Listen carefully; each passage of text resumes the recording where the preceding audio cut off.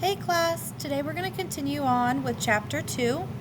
You're going to note that we're jumping sections. We last covered section 2.1, properties of matter, and we're actually going to jump down to section 4 instead. Section 4 is about chemical and physical changes, and to me it just makes sense to talk about this after we cover chemical and physical properties. Our opening question says, what happened to the match? In this lesson, we're going to learn to recognize whether burning a match is a chemical or a physical change. Before we recognize which change it is, let's go ahead and define these two terms and give you some examples. Physical change is when some of the properties of the material changes, but the composition of the material does not. Composition, if we recall, that is what it is made up of. You're going to note that the definition for physical property that we learned in section 1 and physical change that we're learning now is very similar. Again, remember, property is something that we observe. A change is it's going to change in some way. Here it does say some of the properties change, and you're going to learn that those properties are typically going to be state of matter. It's going to be the size or the shape. With that being said, let's look at some words that indicate physical changes are taking place. Words such as boil, freeze, melt, and condense are all used to describe physical changes because these are all changes in state. We talked about the 3 states of matter, solid, liquid, and gas, and these words help us show that. So when I say boil, typically that is a liquid turning into a gas. Freezing is a liquid turning into a solid, while melting is the opposite, solid to a liquid. And condense over here is typically a gas down to a liquid. Again, we're just changing the state of matter, we're not changing what it's physically made up of.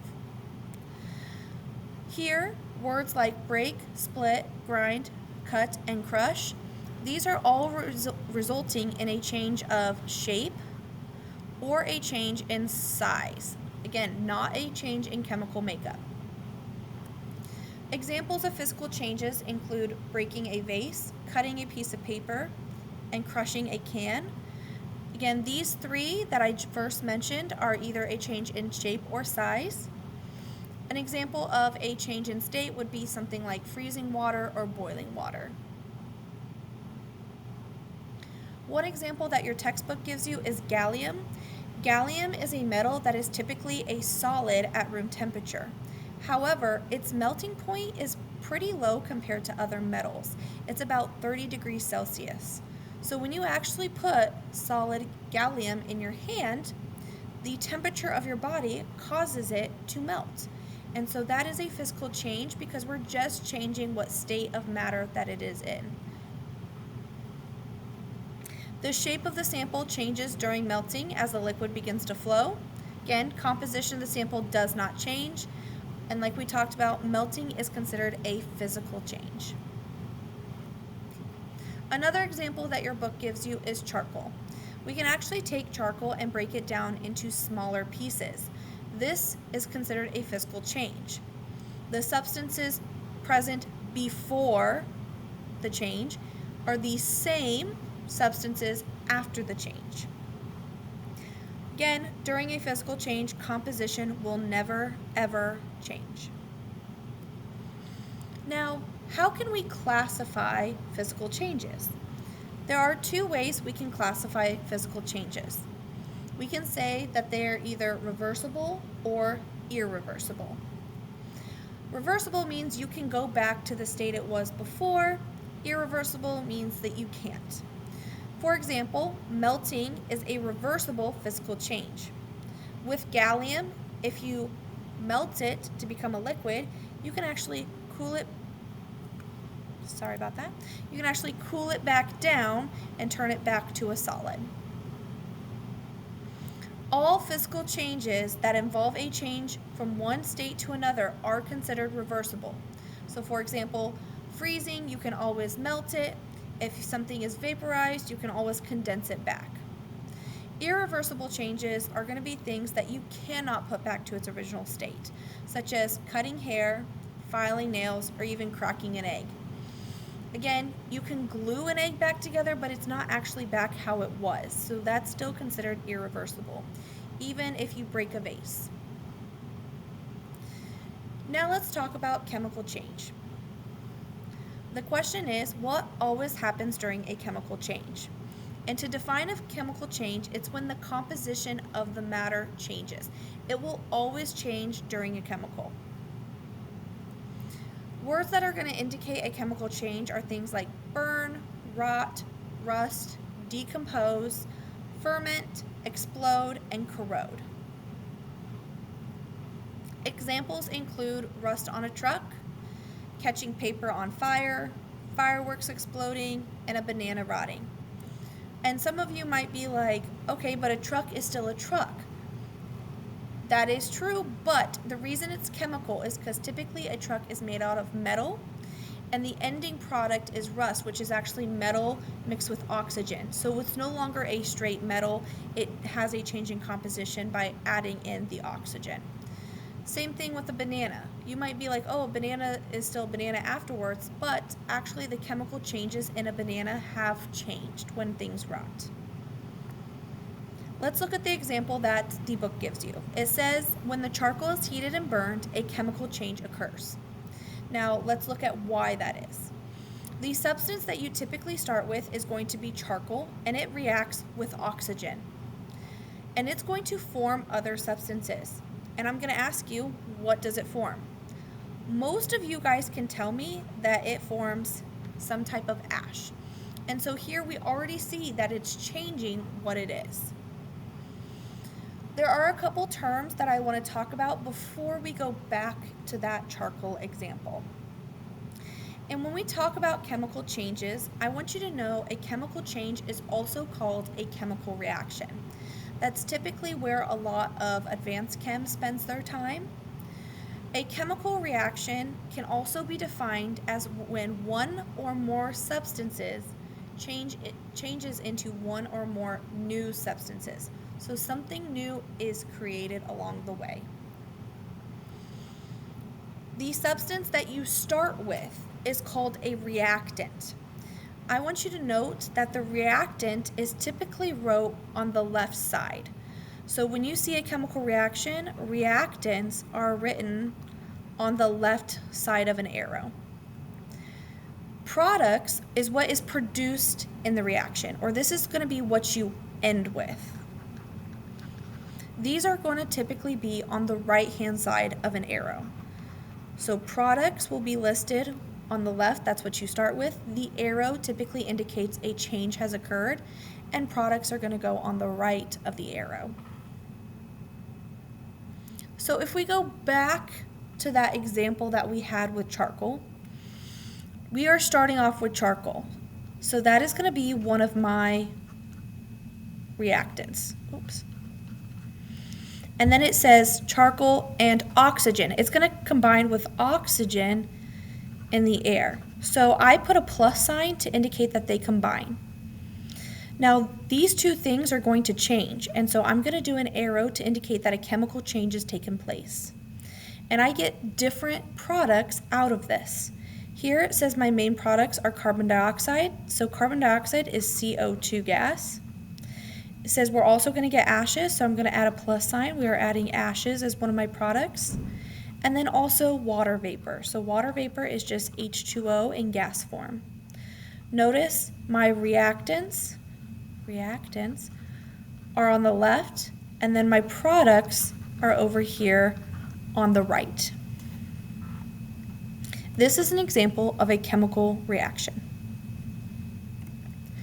So our question is, what is always true of a chemical change, but is never really true of a physical change? And we should be able to draw this from our notes. So one thing that is true of a chemical that we should know is the composition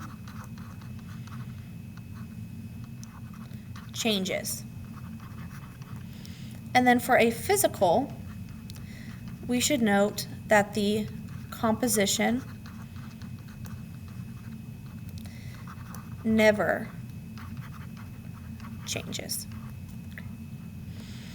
We're going to end this section or this video on recognizing chemical changes.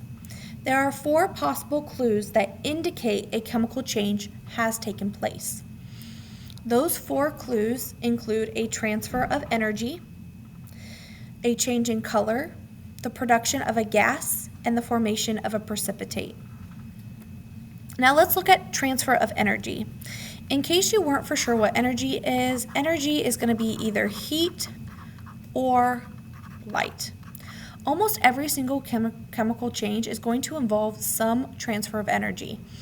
When we get into advanced chem, we usually classify these as endothermic versus exothermic changes. For example, energy stored in natural gas is actually used to cook food. That heat from gas being lit is going to transfer to chicken, and that's going to change the color of chicken and cook it and change chemicals inside of it. Another example of a transfer of energy is whenever you feel a fire burning, it gives off heat. Sometimes things even cool down, and that's another transfer of energy. 2 is a change in color. Now, most changes of color are going to indicate a chemical change. For example, metal rusting changes to an orange color. When we're cooking an egg, typically you see the outside, the whites change from clear to white. So again, we see this color change. The third example is a production of a gas. Typically, a production of a gas is going to be shown through bubbles. A good example of this is if you've ever made a volcano when you were little, or bottle rockets, you can mix together baking soda and vinegar, and it creates these big flowy bubbles. Some people did Mentos in some kind of Diet Coke. That's an example of a production of a gas. One that your textbook gives you is if you've ever sprayed a cleaner on a surface and it bubbles up, it's actually doing its work producing a gas to try to get rid of anything that you're trying to clean up, such as soap scum. And the last one is a production of a precipitate. Now, precipitate is probably a word that you haven't really heard of a lot. Precipitate is a solid that forms and settles out of a liquid mixture. And all that means is typically when 2 liquids combine, it creates this solid appearance. For example, ring of soap scum that forms on a bathtub. Typically this forms because of your soap that you're using, which is a liquid, and then the water that you're using, that's a liquid, and it tends to dry on a surface. It forms kind of a solid, comes out of it. Another one is cottage cheese. Cottage cheese is actually formed from liquid milk whey, so liquid milk, and then some kind of acid. So you can do this with vinegar, and those 2 liquids tend to settle out and make that solid. So are the changes that happen to a burning match chemical or physical changes? And then how do we know? Now, hopefully you guys said that this is an example of a chemical change. And you're going to ask, how do we know? You guys could have said that there was a color change. We could see that the match changes from a wood brown to black. The other thing you should also notice is that there is a transfer of energy. You can feel the heat and the light given off from a match. So these are 2 ways. And again, last but not least, the composition did change. Now, one thing I do want to point out is if you observe a clue for a chemical change, you can never be certain that a chemical change has taken place unless we end up testing the composition.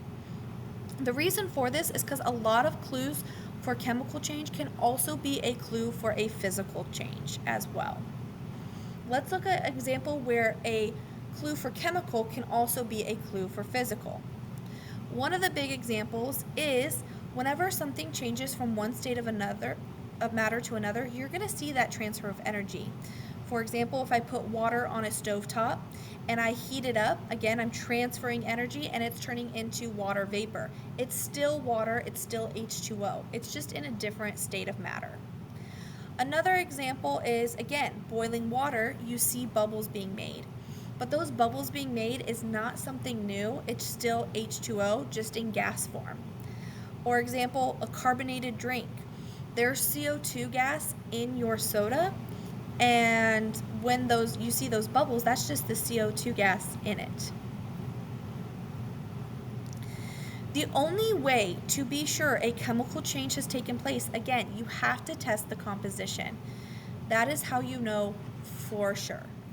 If the composition changed, it is chemical. If it did not change, it is physical. And that's the end of today's lesson. If you have any questions, please make sure you ask, and I hope you guys have a great day.